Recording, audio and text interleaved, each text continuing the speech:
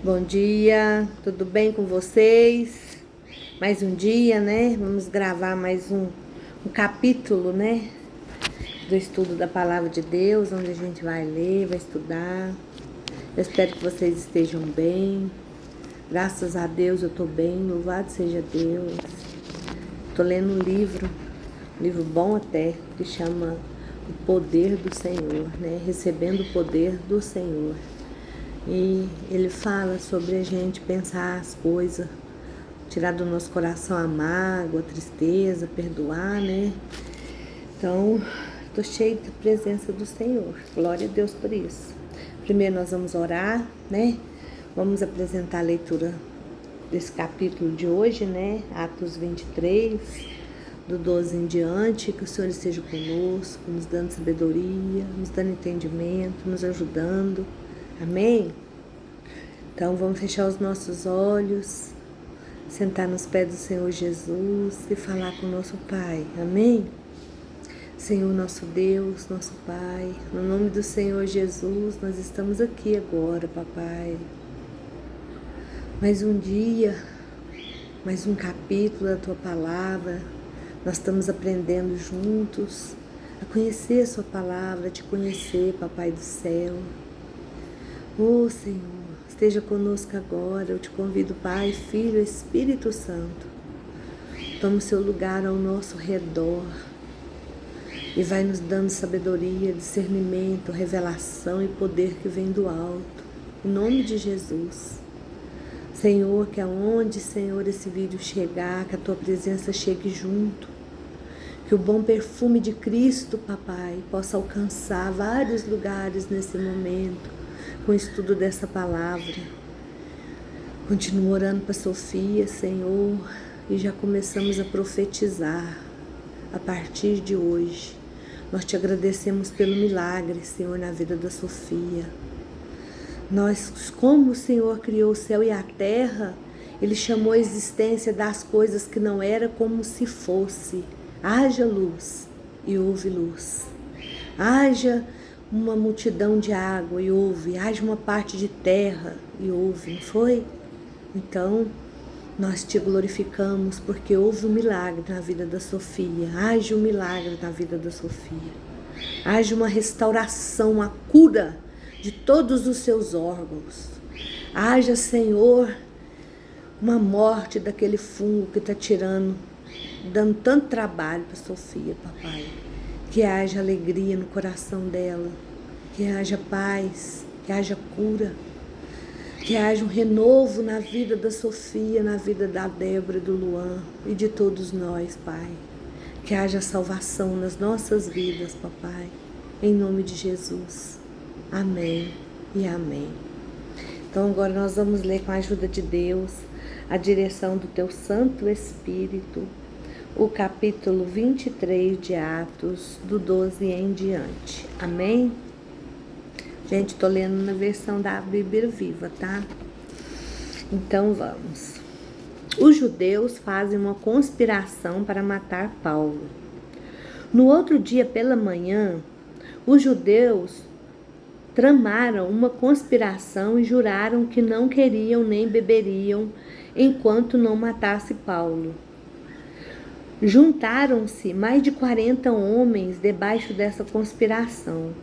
Então foram aos principais sacerdotes e líderes dos judeus e disseram: juramos solenemente, sob maldição, que não comeremos enquanto não matarmos Paulo.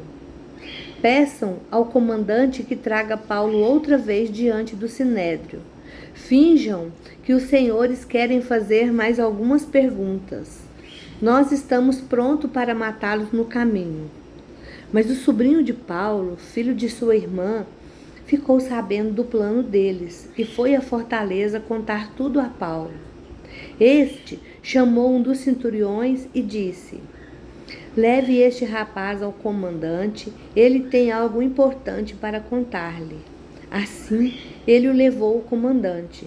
Então o centurião disse: o preso Paulo me chamou e me pediu que trouxesse este jovem ao Senhor para contar-lhe algo. o comandante pegou o rapaz pela mão, levou-o à parte e perguntou: o que é que você quer me contar? Amanhã, disse ele, os judeus planejam pedir ao Senhor que leve Paulo diante o Sinédrio novamente, fingindo que querem obter mais algumas informações a respeito dele. Mas não acredite nisso. Há mais de 40 homens escondidos ao longo da estrada, preparando uma emboscada para Paulo. Eles juraram não comer nem beber enquanto não o matarem. Eles já estão lá, esperando que o Senhor atenda ao pedido deles. Não deixe ninguém saber que você me contou isso, disse o comandante ao jovem quando ele partiu. Paulo é entregue ao governador Félix. Então o comandante chamou 2 dos seus centuriões e ordenou: preparem um destacamento de 200 soldados para partirem para Cesareia. Hoje, às 9 horas da noite, levem 200 lanceiros e 70 homens da cavalaria. Entregue a Paulo um cavalo para montar e levem o acusado em segurança ao governador Félix. Então, o comandante escreveu esta carta ao governador: Cláudio Lísias, ao excelentíssimo governador Félix, saudações. Este homem foi preso pelos judeus e quase foi morto. Aí enviei soldados para salvá-lo, porque soube que era um cidadão romano. Depois foi levado ao sinédrio deles para tentar descobrir por que o acusavam. Logo descobri que era algo a respeito das crenças judaicas. Nada, então, digno de prisão ou de morte. Mas quando fui informado de uma conspiração para matar o acusado, decidi mandar Paulo a Vossa Excelência. E direi aos acusadores dele que levem suas denúncias à sua presença. Assim, naquela noite, conforme ordenado, os soldados levaram Paulo para Antipatride. Eles voltaram à fortaleza no dia seguinte, deixando Paulo com a cavalaria para ir até Cesareia, onde apresentaram Paulo e a carta ao governador. O governador leu o pergaminho a Paulo de onde ele era. Ele foi informado que Paulo era da Cilícia. Bem, eu ouvirei o seu caso quando chegarem os seus acusadores, disse-lhe o governador, e ordenou que mantivesse Paulo na prisão do palácio do rei Herodes. Amém? Então agora nós vamos estudar, né? Vamos pegar a nossa Bíblia aqui de estudo e vamos começar a descobrir as coisas, né? Aí do versículo 14, né, ao 15, né? Estes foram ter com os príncipes dos sacerdotes, né? Esses homens, né? Quando a controvérsia entre os saduceus e os fariseus esfriou, os líderes religiosos, sabe? Eles voltaram a concentrar suas ações em Paulo. Quando eles resolveram fazer as pazes, que parou aquela brigaiada, eles falaram: não, nós estamos perdendo o foco. O nosso foco é Paulo. É a ele que nós queremos destruir, não somos nós. Uns aos outros ficar brigando, não vamos matar ele. Eles estavam prontos para planejar outro assassinato, exatamente como eles fizeram com Jesus. Eles se reuniram para, vamos matar ele. Nossa, que coisa, o demônio é terrível, né? Ele entra nas pessoas, por isso que a gente tem que pedir para a sabedoria de Deus, porque às vezes uma pessoa está entrando em conflito com a gente, mas não é ela que quer conflitar. Quem quer fazer isso é o diabo, porque a nossa luta não é contra carne e sangue.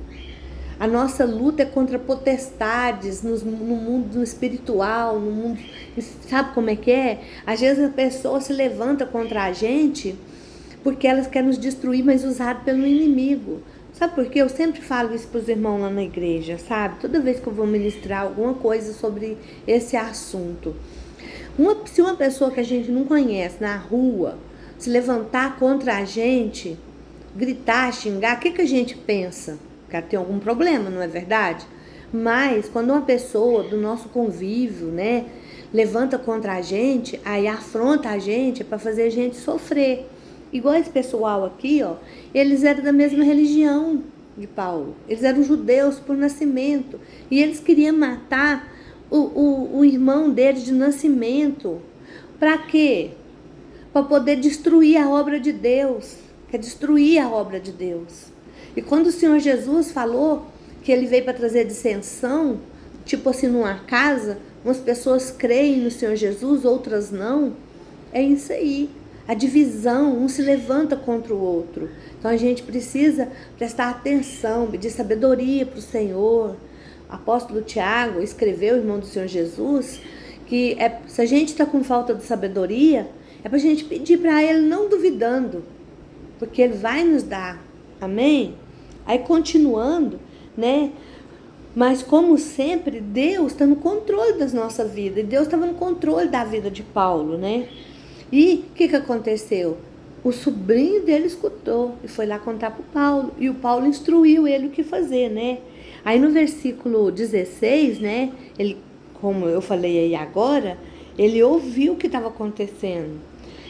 Esta é a única referência bíblica de um membro da família de Paulo. Em outro lugar não existe escrito sobre que Paulo tinha parente, irmão, pai, mãe, onde, se ele morava com eles, se ele era casado. Não, a única vez é isso aqui, ó.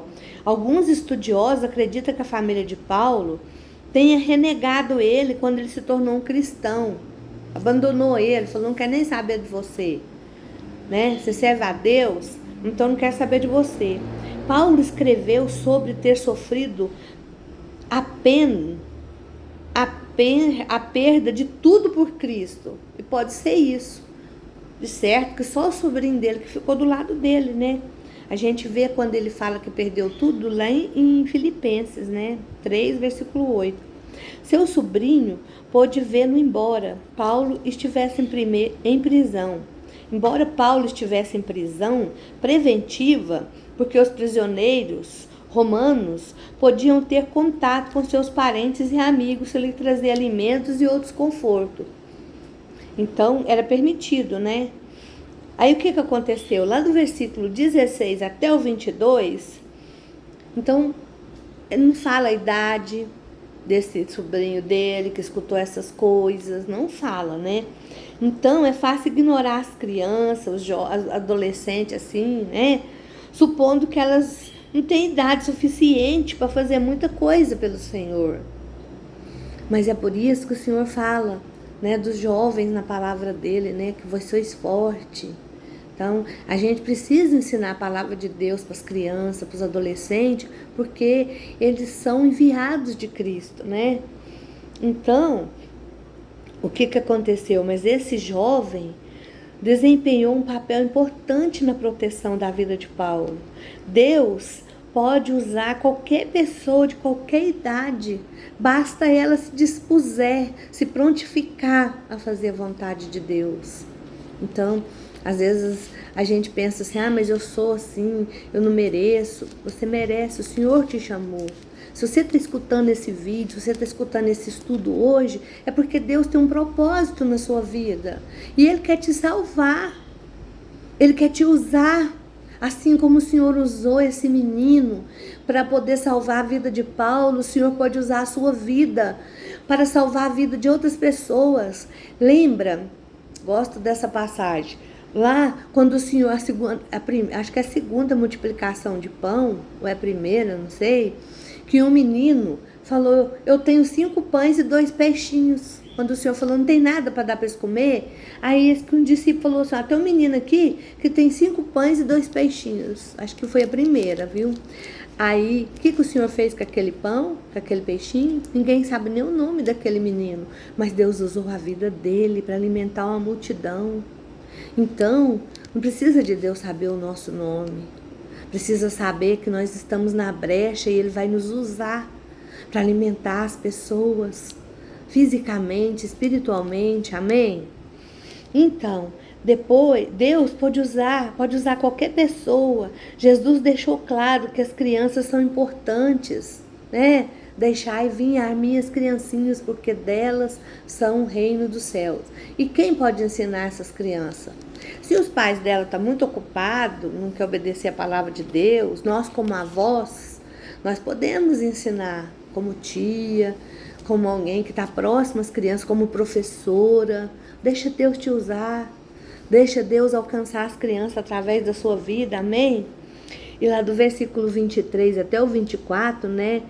E quando ele fala, né? O tribuno despediu o jovem e falou para ele: não conta para ninguém que você me contou isso não, tá? Fica entre nós. E aquele jovem foi capaz de guardar o segredo, de ir lá até a Paulo. Ele já estava sendo um instrumento de Deus ali, né? Então, o que aconteceu? O comandante romano ordenou que Paulo fosse levado a Cesareia. Jerusalém era a sede do governo judaico, né? Então, Cesareia era a base romana para a região, né? Deixa eu corrigir aqui que eu falei um negócio. Era isso mesmo, do governo judaico.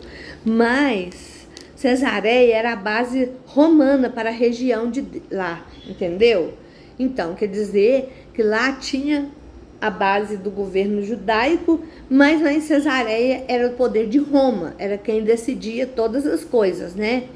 Deus opera de maneira assombrosamente e às vezes até mesmo divertida. A gente vê umas coisas acontecer que a gente nem não entende, né? Vocês não viram lá quando Paulo começou a falar, lá no Sinédrio, que eles pegou e começou a ser dividido e puxava Paulo para cá, Paulo para lá? Aquele momento, Deus guardou a vida de Paulo, né?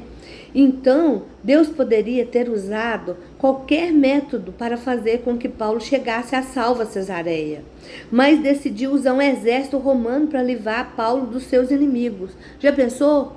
Nesse momento, Roma preservou a vida de Paulo, mas foi Deus que teve misericórdia e entrou ali.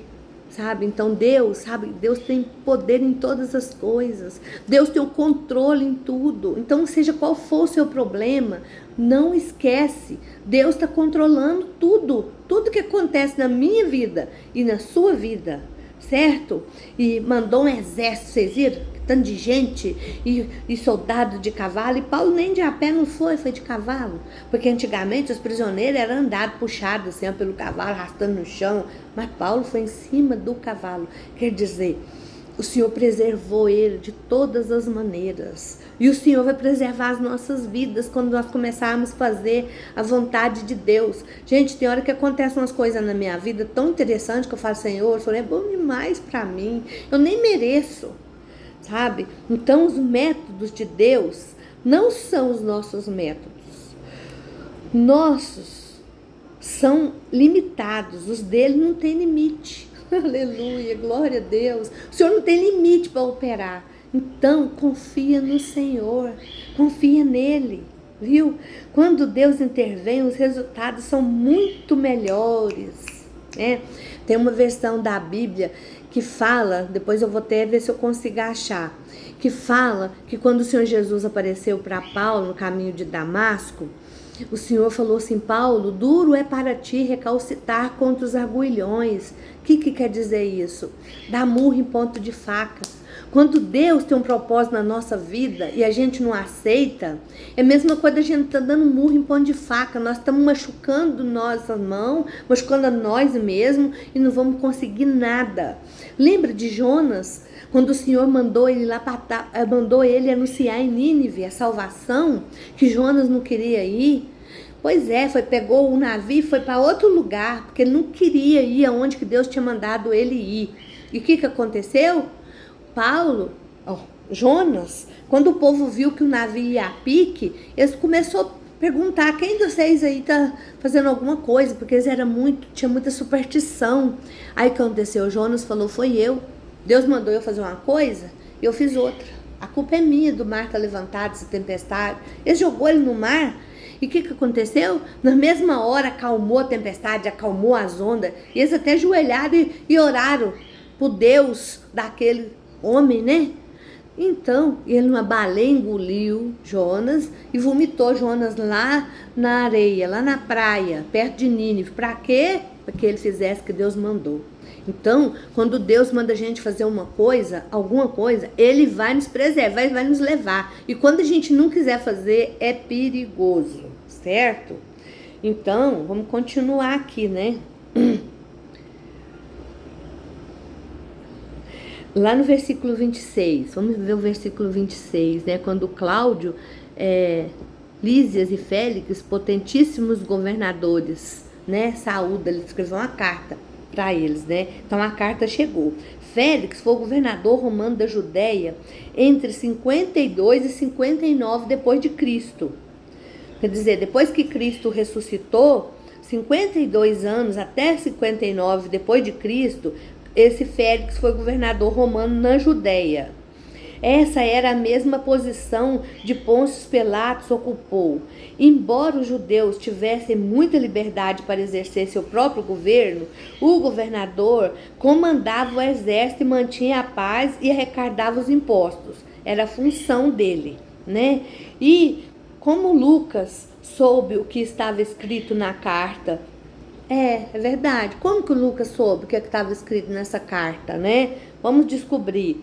Em sua preocupação com a exatidão histórica, Lucas usou muitas fontes para se certificar de que seus textos estivessem corretos. Lembra quando ele fala lá em Lucas 1 até o versículo 4, que ele fala assim, que ele estudou, que ele fez pesquisa, que ele fez entrevista para saber, e aí ele descobriu. Então isso aqui é veraz. Essa carta foi escrita para aquele governador, enviando Paulo, né? Provavelmente essa carta foi lida em voz alta no tribunal, quando Paulo compareceu diante de Félix, e para responder às acusações dos judeus. Além disso, como Paulo era cidadão romano, uma cópia pode ter sido dada a ele como cortesia, certo? Falando, ó, nós estamos essa carta aí, nós mandamos para o governador, você fica sabendo assim, assim, assim. Deus tem as maneiras dele atuar, viu? Deus vai atuar na minha vida, na sua vida, do jeito dele. E nós vamos ler um pouquinho aqui do Atos 24, para ver se a gente consegue falar sobre alguma coisa, né? Ainda faltam alguns minutos, né? Aí, 5 dias depois que ele chegou lá, 5 dias depois, o sumo sacerdote Ananias desceu com os anciões e um certo Tértulo, orador, os quais compareceram perante o governador contra Paulo. E sendo chamado, Tértulo começou a acusá-lo, dizendo... Eu entendi, gente. Aqui, ó, não precisa nem de eu ler aqui o estudo para me saber. Esse homem deve ser um orador estudado, importante, porque ele ia falar com o governador. E Ananias, mais ou menos, assuntou lá para saber como que era o governador e arrumou um orador bem estudado, né? Tipo de um advogado, para poder falar contra Paulo, né? Vamos ver o que aconteceu. E sendo chamado ele, começou a acusar Paulo, dizendo: visto como por ti temos tanta paz e por tua prudência se fazem a este povo muitos e louváveis serviços. Começou a puxar saco do governador primeiro. Sempre e em todo lugar, o potentíssimo Félix, com todo o agradecimento, o queremos reconhecer. Mas, para que te não detenhas muito, rogo-te, conforme a tua equidade, nos ouça por pouco tempo. Temos achado que este homem é uma peste e promotor de sedições entre todos os judeus, por todo o mundo, e o principal defensor da seita dos nazarenos, o qual intentou também profanar o templo, e por isso prendemos e, conforme a nossa lei, o quisemos julgar. Mas sobrevindo o tribuno, Lísias nolo tirou dentre as mãos com grande violência, mandando aos seus acusados que viessem a ti. E dele tu mesmo, examinando-o, poderá entender tudo o que o acusamos. E também os judeus que o acusavam, dizendo serem essas coisas assim.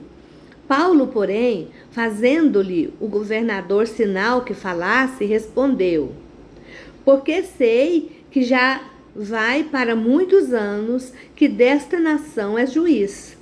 Com tanto melhor ânimo respondo por mim. Paulo falou com o Félix, né? Pois, bem pode saber que não há mais de 12 dias que subi a Jerusalém a adorar. e não me acharam no templo falando com alguém, e nem amotinando o povo nas sinagogas e nem na cidade. Nem tampouco podem provar as coisas de que agora me acuso. Mas confesso-te que, conforme aquele caminho a que chamam seita, assim sirvo a Deus de nossos pais, crendo tudo quanto está escrito na lei e nos profetas. Tendo esperança em Deus, como estes mesmos também esperam, de que há de haver ressurreição dos mortos, tanto dos justos como dos injustos. E por isso procuro sempre ter uma consciência sem ofensa, tanto para com Deus como para com os homens. Ora, muitos anos depois vim trazer à minha nação esmolas e ofertas. Nisso me acharam já santificando no templo, não em ajuntamento nem com alvoroço, uns certos judeus da Ásia, os quais convinha que estivessem presente perante ti e me acusassem, se alguma coisa contra mim tiveram. Ou digam esses mesmos se acharem em mim alguma iniquidade, quando compareci perante o conselho. A não ser estas palavras que, estando entre eles, clamei. Hoje sou julgado por vós acerca da ressurreição dos mortos. Então Félix, havendo ouvido estas coisas, lhes pôs dilação, dizendo: havendo-me informado melhor deste caminho, quanto o tribuno Lícia tiver descrito, então tomarei inteiro conhecimento dos vossos negócios. E mandou ao centurião que o guardassem em prisão, tratando com brandura, e que a ninguém dos seus proibisse servi-lo ou vir ter com eles. Amém? O Senhor Deus já tinha amolecido o coração do governador.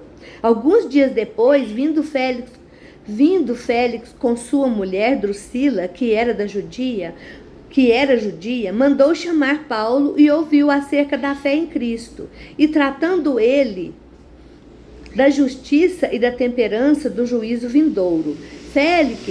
Félix, espavorido, respondeu: por agora vai-te, e tendo oportunidade te chamou, esperando ao mesmo tempo que Paulo lhe desse dinheiro para que o soltasse, pelo que também muitas vezes o mandava chamar e falava com ele.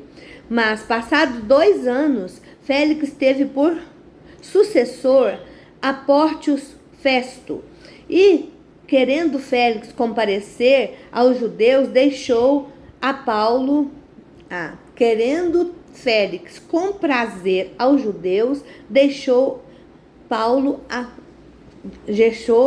a Paulo preso. Quer dizer, querendo agradar os judeus, ele deixou ele preso. Então, essas coisas, tudo que aconteceu, foi para Deus mostrar para aquele povo, mas aquele povo não via. Então, Deus está mostrando para nós aqui agora, que estamos estudando a palavra do Senhor, que Deus guardou a vida de Paulo, entrou no coração daquele homem, porque aquele homem, ele era... esqueci como que é o nome da palavra, porque ele queria receber dinheiro de Paulo para ele soltar Paulo. Ele é corrupto. Mas como Paulo não pagou ele ficava conversando com Paulo. Punha a mulher dele lá, que era judia, e ficava conversando, e Paulo falando de Deus para eles, né? Mas o coração dele era tão perverso, tão corrupto, que ele não aceitou o Senhor Jesus, ele não creu em tudo que Paulo pregou, né? E isso aconteceu, e ele deixou ele preso. E amanhã nós vamos continuar estudando, vocês verem o que aconteceu com esse Festo e Paulo. Amém? Então, hoje nós lemos e estudamos e falamos sobre 2 capítulos, né? Terminamos 23 e começamos 24. Amanhã nós vamos começar no 25, capítulo 25, se Deus quiser, em nome de Jesus.